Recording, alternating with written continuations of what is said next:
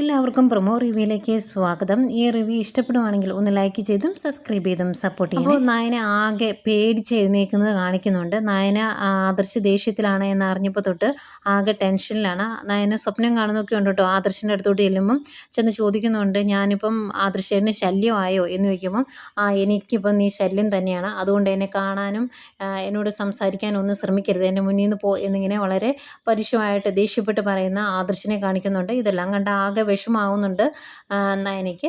അത് കഴിഞ്ഞ് വീട്ടിൽ വന്നും ആകെ വിഷമിച്ചിരിക്കുക കേട്ടോ നയന.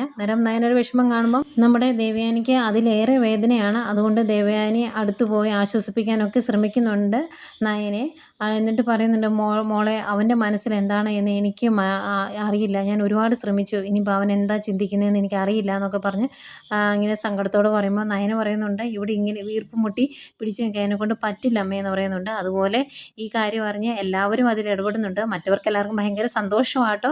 ആ ദൃശ്യം നയനയും കൂടെ ഉടക്കി എന്നറിയുമ്പം അനാമികയ്ക്കും അതുപോലെ ജലജയ്ക്കും ഒക്കെ ഭയങ്കര സന്തോഷമാണ്. നയന ഇവിടുന്ന് പോകൂലോ എന്നോർത്ത്. അതുപോലെ തന്നെ നിങ്ങൾക്ക് രണ്ടുപേർക്കും ഒരുമിച്ച് ജീവിക്കാൻ ബുദ്ധിമുട്ടാണെങ്കിൽ പിരിഞ്ഞു എന്ന് വീട്ടിൽ നിന്നുള്ള അവരെല്ലാവരും സമ്മതം കൊടുക്കുന്നത്. നമ്മളെ മുത്തശ്ശനും മുത്തശ്ശിയൊക്കെ ഇത് നയനയെ ഒന്ന് പേടിപ്പിക്കാൻ വേണ്ടിയാണ്, ആവശ്യമില്ലാതെ നുണ പറഞ്ഞില്ലേ, അതുകൊണ്ടായിരിക്കാം. ഇതൊക്കെയാണ് പ്രമോ വിശേഷങ്ങളായിട്ട് കാണിച്ചത്.